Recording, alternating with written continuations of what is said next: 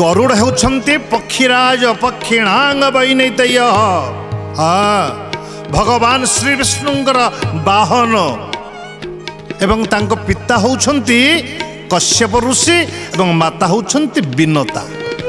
दिति अदिति कद्रु विनता एमती 13 जन दक्ष प्रजापति कन्या को विवाह करथिले कश्यप महर्षि। कद्रु विनता संपर्क होउछन्ति सपतुणी बा सौतुणी। ए कद्रुंकर गर्भरु जन्म नेले 1000 नाग संतान एवं विनतांक गर्भरु जन्म नेले 2 पुआ अरुण एवं गरुड़।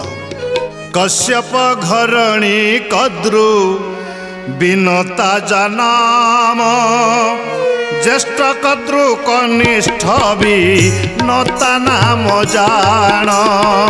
राधे गोविंद जय श्री राधे गोविंद। राधे गोविंद जय श्री राधे गोविंद।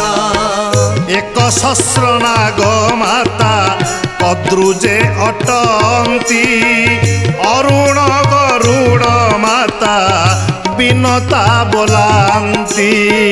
राधे गोविंद जय श्री राधे गोविंद।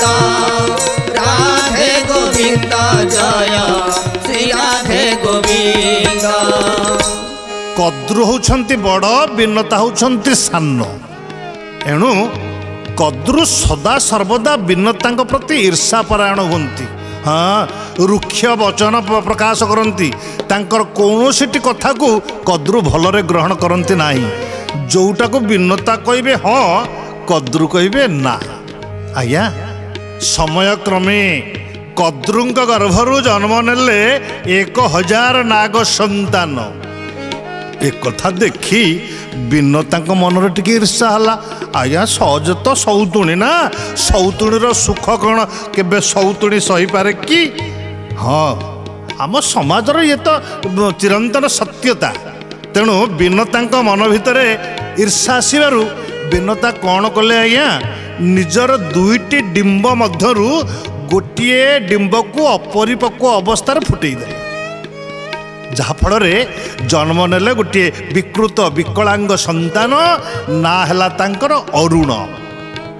जो अरुण परवर्ती समय सूर्यंकर सारथी हेले एवं कलिजुगरे महाप्रभु जगन्नाथंकर बड़ देउलर सिंहद्वार सम्मुखरे अरुण स्तंभ उपरे दर्शन देउछन्ति भक्त मान। किछि दिन अंतर परे विनता कौन कले आज्ञा निजर द्वितीय डिंबटी को यथा समय फुटाई देबारु सेथुरु आउ गोटे पिला जन्म नेला। ता ना होछि पक्षीराज गरुड़। जो गरुड़ परवर्ती समय भगवान विष्णुंकर वाहन हेले एवं एबे कलिजुगरे श्रीमंदिर नाटमंडपरे गरुड़ स्तंभ उपरे भक्त मान को दर्शन दउछन। जगन्नाथ संस्कृति रे ए अरुण गरुड़ 2 भांगर स्थान होछि स्वतंत्र।